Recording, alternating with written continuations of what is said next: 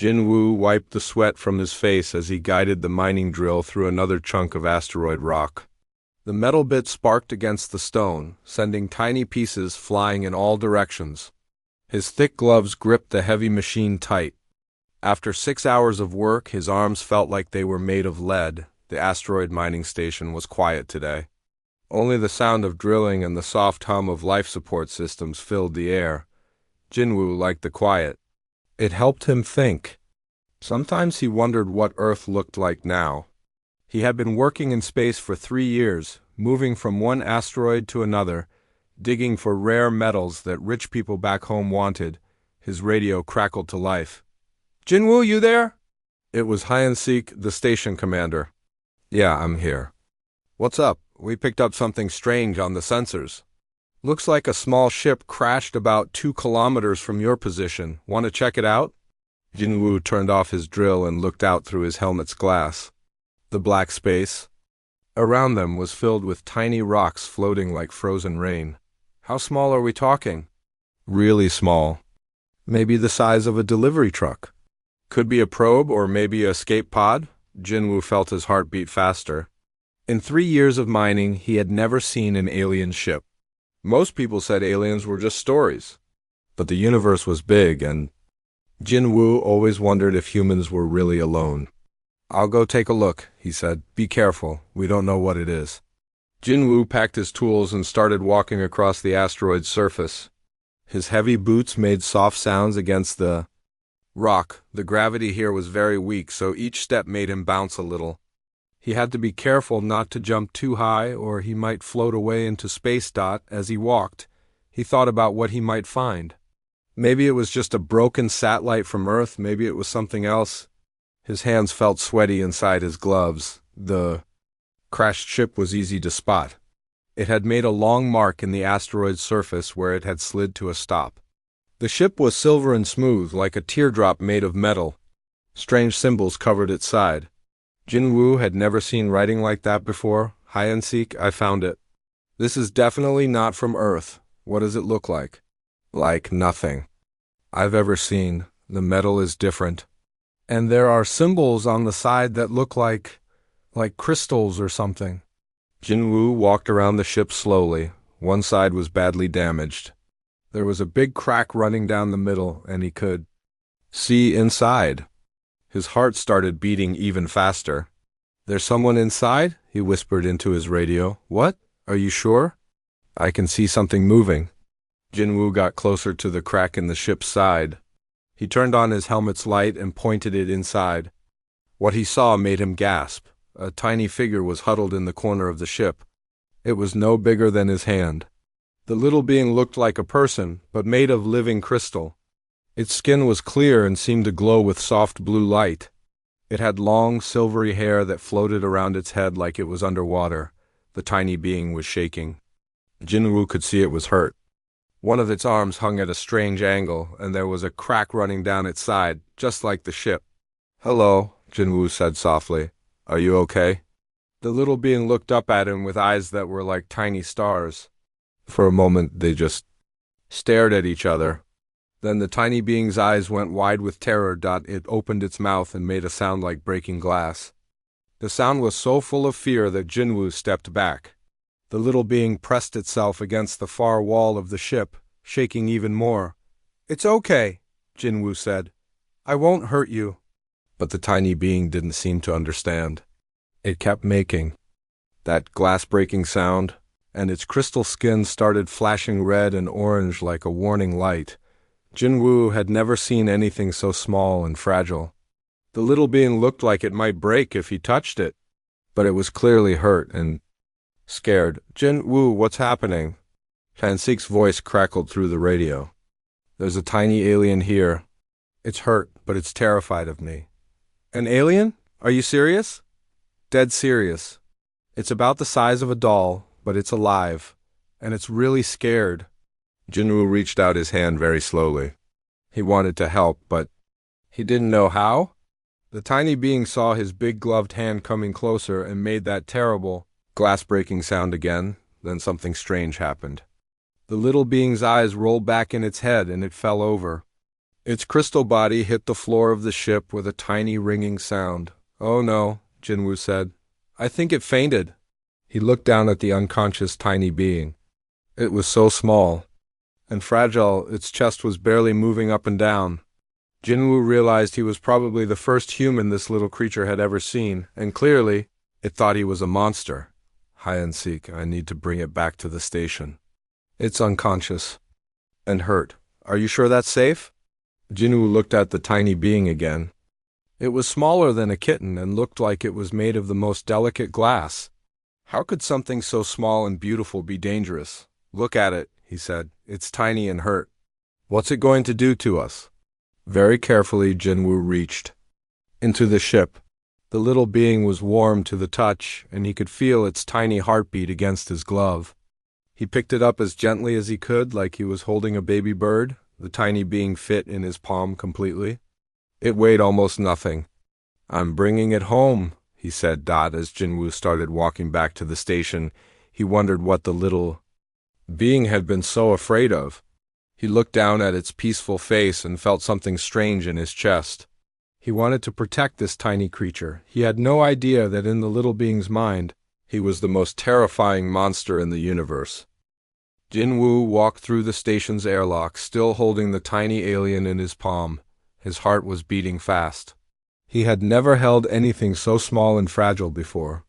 The little being was still unconscious, but he could feel its tiny chest moving up and down. "So Young," he called out as he entered the medical bay. "I need help." Dr. So Young looked up from her desk where she was reading medical reports. She was a small woman with kind eyes and steady hands. She had been the station's doctor for 2 years, and Jinwoo trusted her completely. "What's wrong? Are you hurt?" she asked, standing up quickly. "No, it's not me. Look." Jinwoo carefully opened his hands. So Young's eyes went wide. She stared at the tiny crystal being in his palm. Is that what I think it is? An alien! I found it in a crashed ship." "It's hurt." So Young moved closer, her doctor instincts taking over. "Put it on the examination table, very gently." Jinwoo placed the tiny being on the white table. Under the bright medical lights, its crystal skin looked even more beautiful. The blue glow was getting weaker, which worried him. "Amazing," So Young whispered. She put on her glasses and leaned closer. "It looks like it's made of living crystal. See how its skin changes color? And look at this crack along its side." The tiny being's arm was clearly broken. There was also a thin crack running from its shoulder to its hip like a line drawn on glass. "Can you help it?" Jinwoo asked. "I don't know. I've never seen anything like this before. Its body is completely different from humans." So Young got her medical scanner and held it over the tiny being. "The scanner is picking up a heartbeat, but it's very fast, like a bird's heart." Just then, the tiny being's eyes opened. They were the most beautiful eyes Jinwoo had ever seen, like looking at stars through clear water. For a moment, the little being just blinked in confusion. Then, it saw Jinwoo's face looking down at it. The tiny being made that glass-breaking scream again. It tried to get up and run, but its broken arm made it fall back down. Its crystal skin flashed bright red with fear. "It's okay," So Young said softly. "We want to help you." But the tiny being didn't seem to understand. It kept screaming and trying to crawl away from them. Every time Jinwoo moved, even just a little bit, the screaming got louder. "I think it's afraid of us," Jinwoo said, "especially me." A tiny being crawled to the edge of the table and looked over the side. The floor was very far down for someone so small. It looked back at Jinwoo and So Young, then at the floor again. Jinwoo realized it was thinking about jumping. "Hey, don't do that," he said quickly. "You'll hurt yourself even more." The tiny being turned to look at him. Its eyes were full of terror, but also something else. Jinwoo thought it might be hate. "Why is it looking at me like that?" he asked So Young. "Maybe it's never seen a human before. We probably look scary to something so small." The tiny being was breathing very fast now. Its crystal skin was flashing between red and orange like a warning light. So Young moved very slowly and picked up a small piece of medical equipment. "I need to check its injuries," she said. Can you help me hold it still? When Jinwoo reached out his hand, the tiny being made a sound like breaking glass and tried to crawl away faster. But it was hurt and tired and it couldn't move very well. Please, Jinwoo said softly. We just want to help. The tiny being stopped moving and looked at him again. This time, Jinwoo saw something new in its eyes. It wasn't just fear anymore. It was understanding. Like it was trying to figure out what he was saying. I think it understands some of what we're saying, So Young said. Look at how it's watching our mouths when we talk. Jinwoo sat down in a chair so he wouldn't look so tall and scary. Hi, he said very slowly. My name is Jinwoo. This is So Young. We want to help you. The tiny being tilted its head to one side like it was listening carefully. Its skin stopped flashing red and turned a soft purple color. What's your name? Jinwoo asked. The tiny being opened its mouth and made a sound like wind chimes. It was beautiful, but Jinwoo couldn't understand it. I'm sorry, he said. I don't understand. The tiny being tried to make the sound again, but slower this time. It sounded like Nara, mixed with the sound of small bells. Nara? Jinwoo tried. The tiny being nodded. Its skin turned a brighter blue color, and Jinwoo thought maybe that meant it was happy. Hello, Nara, So Young said with a smile. We're going to take care of you. But when So Young reached out with her medical scanner, Nara's skin turned red again. She scrambled away from the device and pressed herself against the wall. She's afraid of our equipment, So Young said. This is going to be difficult. Jinwoo had an idea. He took out his water bottle and very slowly placed it on the table near Nara. She looked at it with curiosity. Water, he said, pointing to the bottle, for drinking. Nara crawled closer to the bottle, but she kept looking at Jinwoo like she expected him to grab her. When she reached the bottle, she touched it with one tiny finger. The water inside was clear and clean. She looked up at Jinwoo with confusion. Her skin turned yellow, which neither of them had seen before. I think yellow might mean she's confused, So Young said quietly. Nara crawled around the water bottle, examining it from all sides. Then she did something that surprised both humans. She hugged the bottle like it was precious. I think she's thirsty, Jinwoo said. So Young found a small medical dropper and filled it with water. She placed it near Nara, who looked at it suspiciously. After a long moment, Nara picked up the dropper and took a tiny sip. Her skin turned bright blue, and she made a sound like happy music. She likes it, So Young said with a smile. But then Nara looked at Jinwoo again, and her skin turned red with fear. She dropped the dropper and crawled away from him. Why is she still so scared? Of me? Jinwoo asked. Maybe where she comes from, big creatures eat small ones, So Young said. To her you might look like a predator. Jinwoo felt sad hearing that. He would never hurt anything so small and beautiful. But looking at himself through Nara's eyes, he understood. He was huge compared to her. His hands were big enough to crush her without even trying. How do I show her I'm not dangerous? He asked. So Young thought for a moment. Be patient, move slowly. Let her come to you when she's ready. Jinwoo nodded. He sat very still and watched as Nara examined the medical table. She was curious about everything, but every time she looked at him, fear returned to her eyes. This was going to take a long time. But Jinwoo was patient. He would wait as long as it took to show Nara that not all big creatures were monsters. He just hoped she would. Give him a chance to prove it. 3 days had passed since Jinwoo found Nara. She was still in the medical bay, but now she had a special place to stay. Jinwoo had spent hours building her a tiny house from spare parts and metal scraps. The little house was made from a clear plastic container. Jinwoo had cut small windows in the sides and made a tiny door. Inside, he had put soft cloth for a bed and small containers for food and water. He had even made tiny furniture from wire and plastic pieces. Nara sat in the corner of her new home, watching Jinwoo through the clear walls. Her crystal skin was purple, which they had learned meant she was thinking hard about something. She's been watching you for an hour, So Young said as she checked her medical reports. She barely takes her eyes off you. Jinwoo was sitting in a chair about 2 meters away from Nara's house. He had learned not to get too close too fast. Every time he moved toward her, her skin turned red with fear. I don't understand, Jinwoo said quietly. I've been nothing but nice to her. Why is she still so scared? Maybe her people have stories about creatures like us, So Young suggested. Bad stories. Jinwoo looked at Nara again. She was so small and fragile. Her broken arm was healing slowly, and the crack in her side was getting smaller each day. So Young said her body could fix itself like crystal growing back together.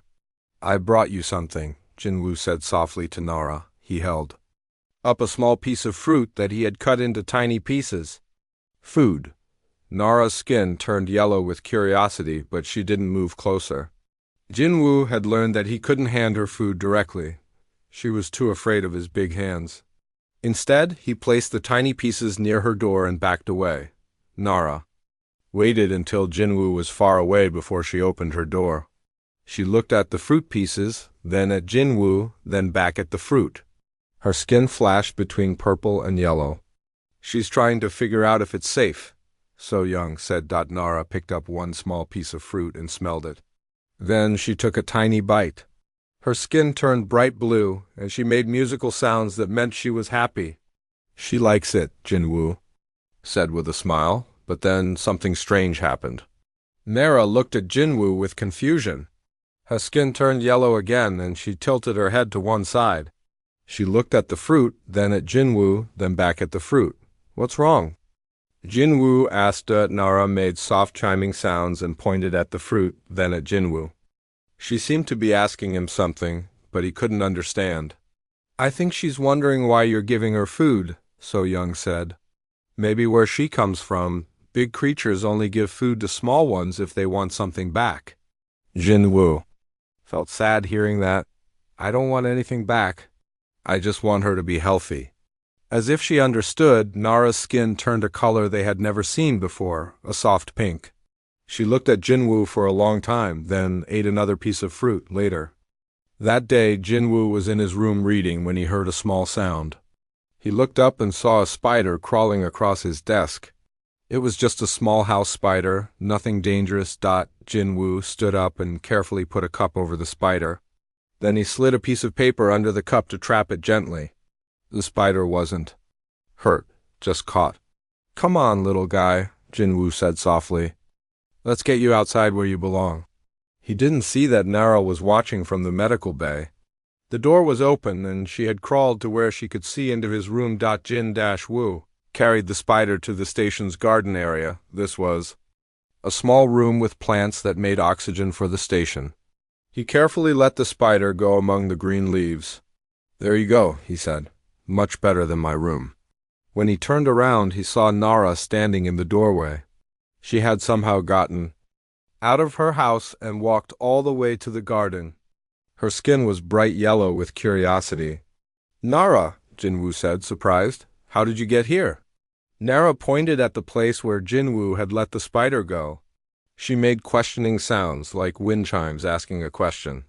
The spider? Jinwoo asked. I was just moving it outside. It's better for the spider to be with the plants. Nara walked closer to Jinwoo than she had ever come before. Her skin was flashing between yellow and purple. She looked up at him with those star-like eyes. Why no eat? She asked in a tiny voice. Jinwoo was shocked. Those were the first words in human language that Nara had ever spoken. Her voice was like small bells ringing. Eat the spider? Jinwoo asked. Why would I eat it? Big. Eat small, Nara said carefully. Always, big eat small. Jinwoo knelt down so he was closer to Nara's level. Not always, he said gently. Sometimes big things protect small things. Nara's skin turned white, a color they had never seen before. She stared at Jinwoo like he had said something impossible. Protect? She asked. Yes, like I want to protect you? Nara was quiet for a long time. Her skin slowly changed from white to purple to yellow and back to purple. Jinwoo could see she was thinking very hard about something. Your people, she said finally. They tell stories. About humans. What kind of stories? Nara's skin turned dark blue, which they had learned meant she was sad. Bad stories. Say humans are monsters. Say humans eat all small things. Say humans destroy everything. Jinwoo felt his heart break a little. And you believe those stories? Always told. Since small baby, humans are the hunger. Humans eat worlds. But I didn't eat the spider, Jinwoo said softly. No, Nara. Agreed. You saved spider. She walked even closer to Jinwoo. Now she was only a few centimeters from his foot. Her skin was turning a very light blue. Maybe, she said in her tiny voice, maybe stories are wrong, Jinwoo smiled. Maybe they are. Nara looked up at him, and for the first time, her skin didn't turn red with fear. Instead, it stayed light blue with just a little bit of purple mixed in. Jinwoo, she said carefully, you are not monster? No, Nara, I'm not a monster. Just a person who wants to help you, Nara nodded slowly. She was still scared. Jinwoo could see it in the way she held herself ready to run, but she was also curious now. The stories she had been told her whole life were not matching what she was seeing. I want to learn, she said, about humans, about you. I'd like that, Jinwoo said, and I want to learn about you too. For the first time since he had found her, Nara smiled. It was a tiny smile, but it was real. And her crystal skin glowed with the softest, most beautiful light Jinwoo had ever seen. Maybe, just maybe, they were becoming friends. 1 week had passed since Nara first spoke to Jinwoo. She was much braver now and would sometimes sit on his desk while he worked. She still jumped when he moved too quickly, but the fear in her eyes was getting smaller each day. Jinwoo, she said in her tiny bell-like voice, I want to tell you about my family. Jinwoo put down his tablet and gave her his full attention. I'd like to hear about them. Nara's crystal skin turned dark blue with sadness. My mama, papa, and little brother. We were traveling to new home when the bad ones came. The bad ones? The Kethmori. They are the real monsters. They have big ships and hurt many people. They destroyed our old home planet. Jinwoo felt angry hearing about anyone hurting Nara's family. What happened to them? Don't know. Our ship was hit. I got an escape pod. Mama pushed me in and said run. I don't know if they Nara's voice became too small to hear. Jinwoo wanted to comfort her, but he wasn't sure how. Very slowly, he reached out one finger and gently touched her tiny hand. To his surprise, she didn't pull away. We'll find them, he said softly. I promise. Just then, alarms started going off throughout the station. Red lights flashed, and a voice came over the speakers. Unknown ship approaching. All personnel to stations. Jinwoo quickly but carefully picked up Nara. Stay with me, he said. We need to go to the command center. In the command center, Hyunsik was looking at the main screen. A strange ship was getting closer to their station. It was bigger than Nara's escape pod, but smaller than a human ship. It's not attacking, Hyunsik said. It's sending a message, but we can't understand it. Nara made excited chiming sounds. That's Veltar language. That's my people's language. Can you understand it? Jinwoo asked. Nara listened carefully as the strange sounds came through the speakers. Her skin turned bright blue with happiness. It's Daeho. He's a traitor who knew my family. He's asking if anyone has seen a small escape pod.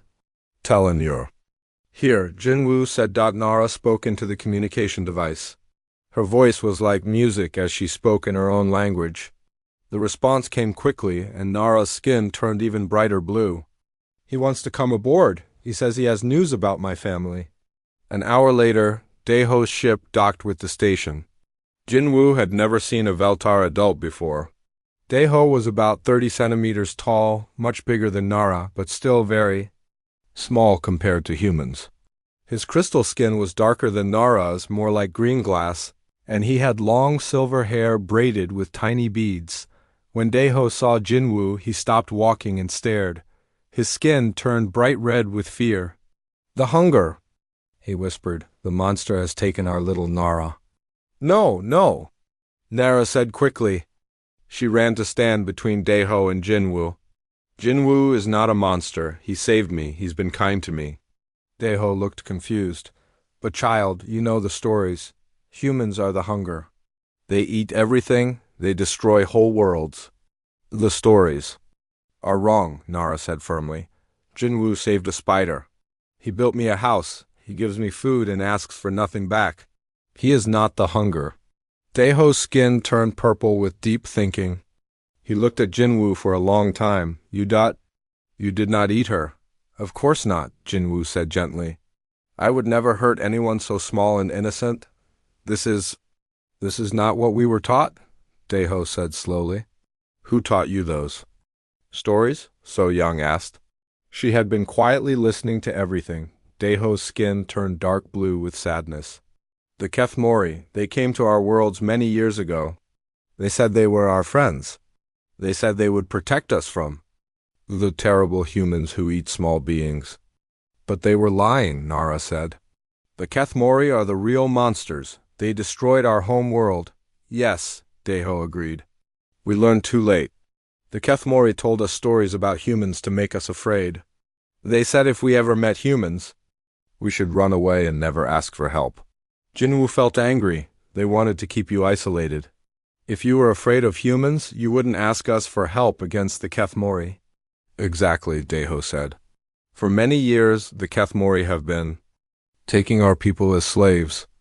They destroy our ships and steal our children. But they always told us it was humans doing these things. That's horrible, So Young said.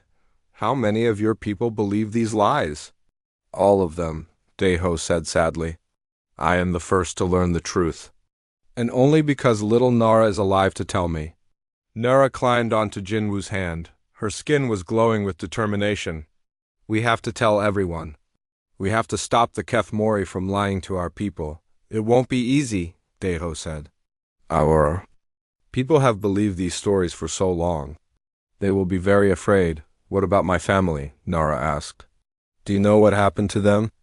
Daeho's skin turned bright blue with happiness. Yes, that's why I came looking for you. Your family is alive. The Kethmori captured them, but they escaped.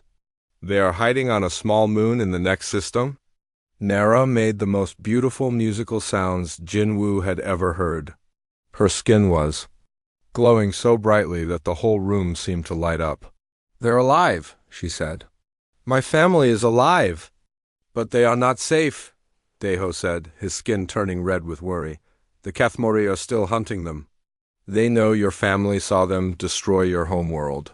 They want to silence them forever. Then we have to help them, Jinwoo said. Without hesitation, we? Daeho asked, surprised. Yes, Nara is my friend. Her family is in danger. Of course I'll help. Daeho stared at Jinwoo like he was seeing something impossible. You would risk your life for strangers? For people not? Even your own species?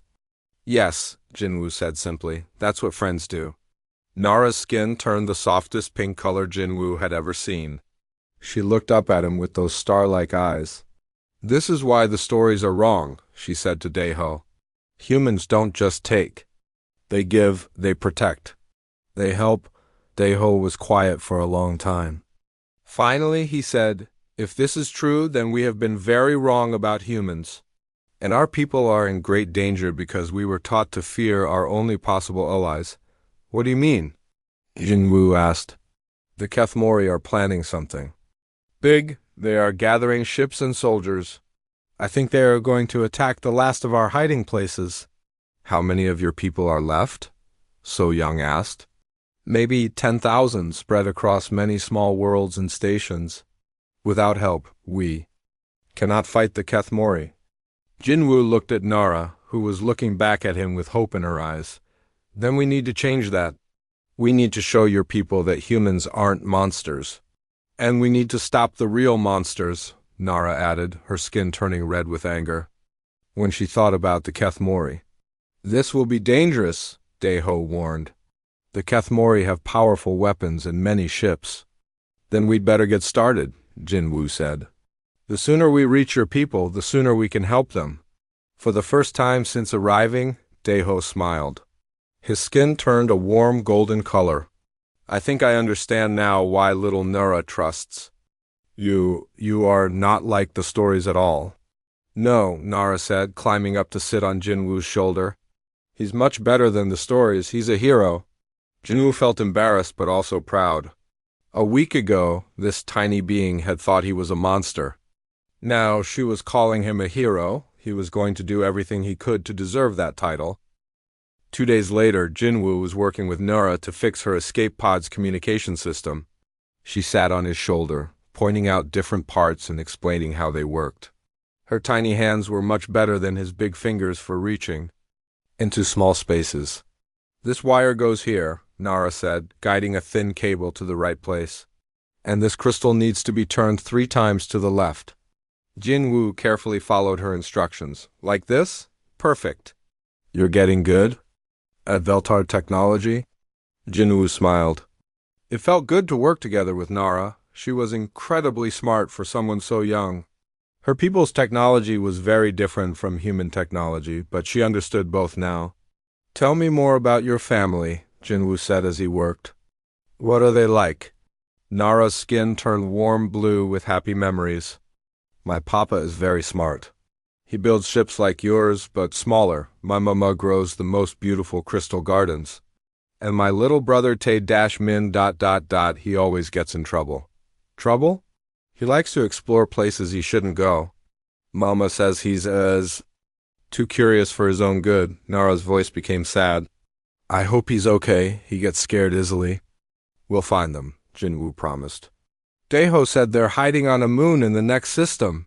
That's only 2 days' travel from here. But what if the Kethmori find them first? Jinwoo gently touched Nara's tiny hand with one finger. Then we'll protect them, all of them. Nara looked up at him with wonder. Why do you care so much? They're not your people. Jinwoo thought about that for a moment, I guess. I think all people deserve to be safe and happy. It doesn't matter if they're human or Veltar or anyone else. The Kethmori don't think that way. No, they don't. That's what makes them the real monsters. Just then, the communication system crackled to life. Static filled the air, and then a weak voice came through. It was speaking in Veltar language, but Jinwoo could hear the fear in it. Nara gasped and jumped to her feet. That's my mama! The voice was speaking quickly, sounding very frightened. Nara listened carefully, her skin flashing between blue and red. What is she saying? Jinwoo asked. She's sending out a distress call. She says the Kethmori found their hiding place. They're under attack. Jinwoo's heart started beating fast. How far away are they?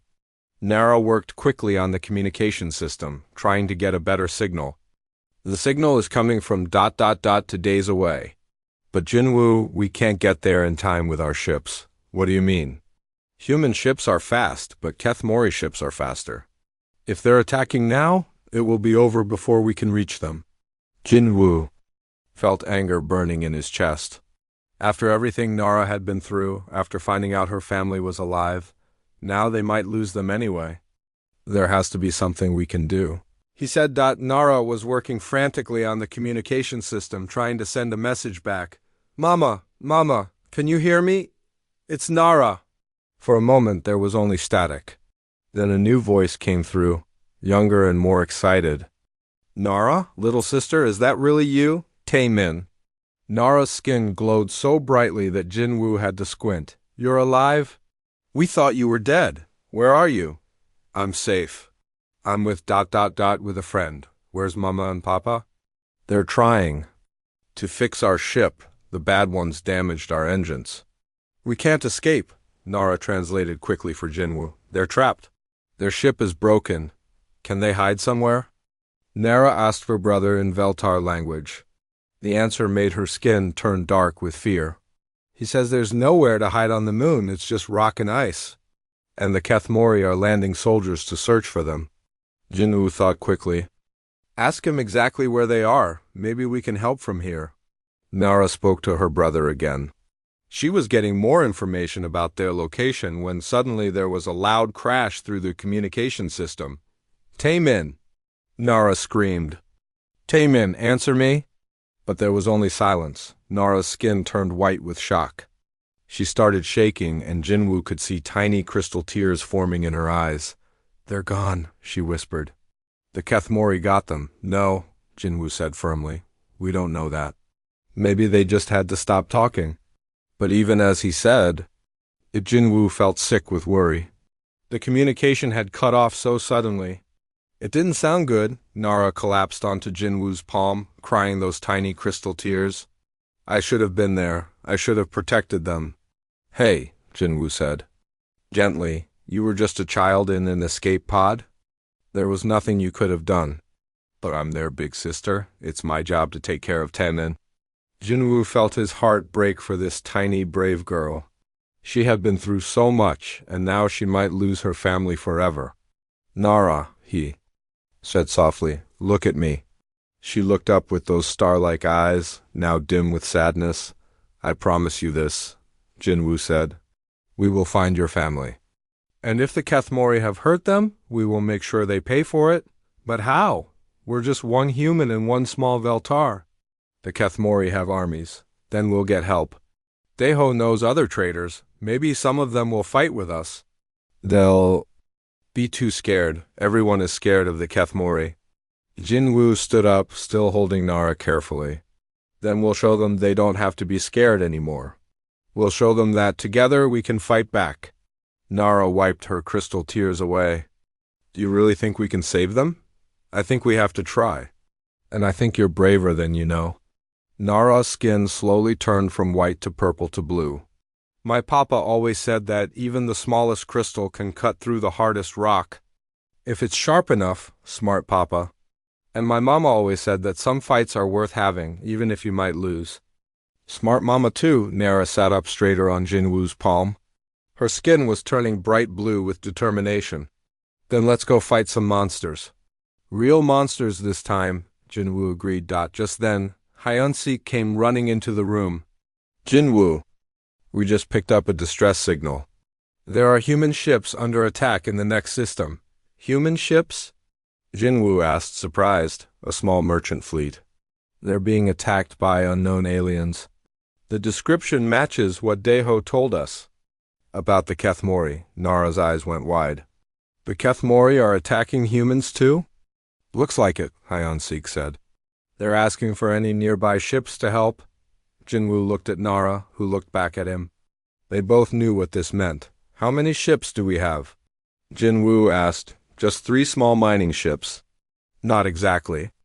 Warships, but they're what we have, Nara said firmly. And sometimes that's enough, Jinwoo smiled at his tiny friend.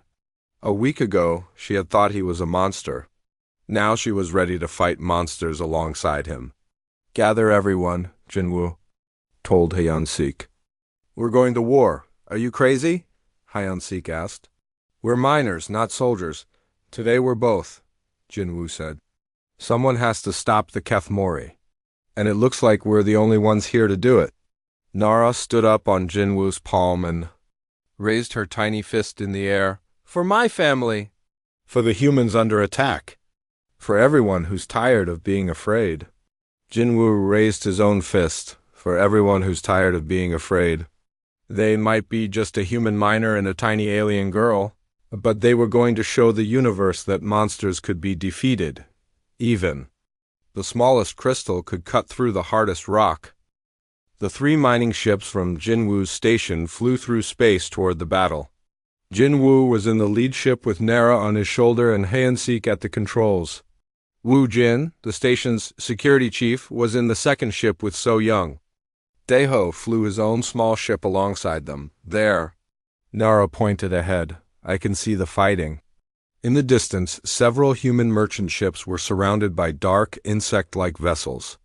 The Kethmori ships looked like giant metal bugs with sharp claws and glowing red eyes. They were much bigger than the human ships. Those are Kethmori battle cruisers, Daeho's voice came through the radio. Each one has enough firepower to destroy a small city. How many? Hyunsik asked. I count 5, Woojin said from the second ship, plus smaller fighter ships. Jinwoo felt his stomach tighten. Their 3 little mining ships against 5 battle cruisers seemed impossible. But then he looked at Nara, whose crystal skin was glowing with determination. We have something they don't, Jinwoo said. What's that? Hyunsik asked. We're fighting for our friends. As they got closer, Jinwoo could see that two of the human merchant ships were already badly damaged. One was spinning slowly, its engines dark, the other was leaking air and debris. "We need a plan," Wu Jin said. "We can't just fly straight at them." Nara was studying the Kethmori ships carefully. "Jinwoo, I have an idea, but it's very dangerous. Tell me." Kethmori ships have strong armor, but they have one weakness. Their sensor arrays are on the outside of their ships, and they're very sensitive. "What do you mean?" "If we can get close enough to disrupt their sensors, they'll be blind. But we'd have to fly right up to their ships." Hyeon-sik shook his head. "That's suicide. Their weapons will tear us apart." "Not if we're too small for them to hit," Nara said. "Mining ships are tiny compared to battle cruisers. And you have mining lasers that can cut through metal," Jinwoo understood. "We use our small size as an advantage. Get close, blind their sensors, then hit them where it hurts." "The engines," Nara added. "If we can damage their engines, they can't chase the human ships." "It's crazy," Wu Jin said, "but it might work." "Everyone ready?" Jinwoo asked. "Ready," came the replies from the other ships. "Daeho, can you contact the human merchant ships? Tell them to be ready to run when we attack." "Already done," Daeho replied. "They're standing by." Jinwoo took a deep breath. "Then let's go show these monsters what happens when they pick on smaller creatures." The three mining ships accelerated toward the Kethmori fleet. The enemy ships immediately noticed them and turned their weapons in their direction. "Incoming fire!" Hansik shouted as red laser beams shot past their ship, but Nara was right. The mining ships were small and fast. The big Kethmori weapons were made for fighting other large ships, not tiny ones zipping around like angry bees. There, Nara pointed to the lead Kethmori ship. "The sensor array is those crystal clusters on the top." Jinwoo aimed their mining laser at the crystals. The powerful beam, designed to cut through asteroid rock, sliced through the alien sensors like they were made of glass. The Kethmori ship immediately started spinning in confusion. Its remaining sensors trying to find the small attackers. It worked. Hyeon-sik cheered. So-young's voice came through the radio. "We got another one. Their sensors are gone." But then everything went wrong. One of the Kethmori ships managed to hit Wu Jin's mining ship with a glancing blow. The ship spun out of control, sparks flying from its damaged hull. "Wu Jin!" Jinwoo called. "Are you okay?" "Engines damaged," came the weak reply. "I can't maneuver." Two Kethmori fighters immediately moved in to finish off the damaged ship. "No!" Nara shouted. "Jinwoo, we have to help him." Without thinking, Jinwoo turned their ship directly toward the attacking fighters. They were much bigger than his mining ship, and their weapons were designed for ship-to-ship combat. The first fighter fired at them. Jinwoo threw their ship to the side, but he wasn't fast enough. The enemy beam hit their hull, and alarms started going off everywhere. "Hull breach!" Hyeon-sik reported. "We're losing air." Jinwoo could feel the ship shaking apart around them. But Wu Jin's ship was still in danger, and Jinwoo wasn't going to let his friend die. "Nara, hold on tight," he said. He aimed their damaged ship directly at the nearest Kethmori fighter and fired their mining laser. The beam cut deep into the fighter's hull and it exploded in a ball of fire, but the explosion was too close. The shock wave hit Jinwoo's ship and sent it tumbling through space. Jinwoo's head hit the control panel and everything went dark. When he woke up, Jinwoo was lying on the floor of their ship. Nara was sitting next to his head, her tiny hands touching his face. Her skin was flashing between blue and red with worry. "Jinwoo!" "Wake up, please wake up." "I'm okay," he said, sitting up slowly. His head hurt, but nothing seemed broken. "No, you're not okay," Nara said, and Jinwoo could see crystal tears in her eyes. "You're bleeding and the ship is badly damaged." Jinwoo looked around. Their ship was a mess. Sparks were flying from broken controls, and he could hear air hissing out through cracks in the hull. "Where are the others?" "Safe," Nara said. "The human ships escaped. So-young and Wu Jin are okay." "But Jin-Woo ... What?" "The Kethmori are coming. Their main ship is heading right for us." Through the cracked window, Jinwoo could see the massive Kethmori battle cruiser approaching. It was enormous, like a metal mountain with claws and glowing. Red eyes, they want to capture us, Nara said. They know I'm here, and they want to make sure I can never tell anyone the truth about them. Jinwoo tried to stand up, but his injured leg wouldn't support him. He was hurt worse than he thought. Can you fix the engines? He asked. Nara shook her head sadly. They're too damaged. We can't escape. The Kethmori ship was getting closer. Jinwoo could see smaller ships leaving it, coming to board their damaged vessel. I'm sorry, Nara, Jinwoo said. I promised I'd protect you, and I failed. Nara's skin turned the brightest blue Jinwoo had ever seen. She stood up on his chest and looked down at him with those star-like eyes. You didn't fail, she said firmly. You saved my friends, you saved the human ships. You showed everyone that humans aren't monsters, but they're going to capture you. Maybe, but now everyone knows the truth. The human ships will tell others. Daeho will spread the word to my people. The lies about humans are finished. Nara climbed up to sit on Jinwoo's shoulder one last time. You taught me something important, Jinwoo. What's that? Real monsters aren't the ones who look scary. Real monsters are the ones who hurt others for no reason. And real heroes are the ones who protect people, even when it's dangerous. Jinwoo smiled, even though his head hurt. You're pretty heroic yourself, you. No. I learned from the best. Just then, their radio crackled to life, but it wasn't the Kethmori. It was a strong, clear human voice. This is Captain Lee of the Human Defense Fleet. We received your distress signal. Hold on, we're coming to help. Through the window, Jinwoo could see new ships arriving. Big human warships with powerful weapons and thick armor. The Kethmori battlecruiser immediately stopped approaching and turned to face this new threat. How did they find us so fast? Jinwoo asked. Nara's skin was glowing with happiness. I sent out a special signal when you were unconscious.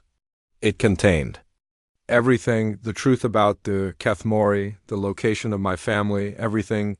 You did that while I was hurt?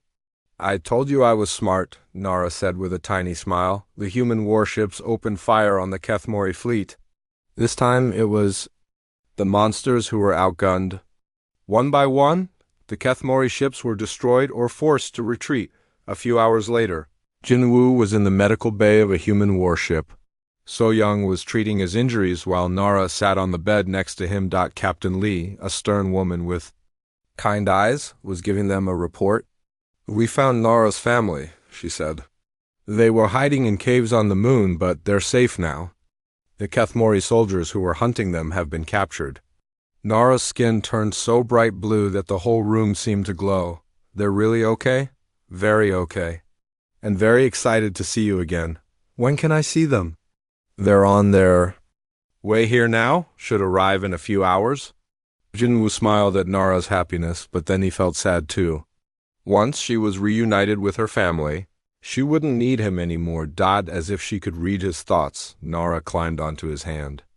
Jinwoo, she said, I want to ask you something. What? My people are going to need help learning to trust humans. And humans are going to need help understanding my people. That's true. I think we need ambassadors. People who can speak. For both sides, Jinwoo understood. You want to be an ambassador?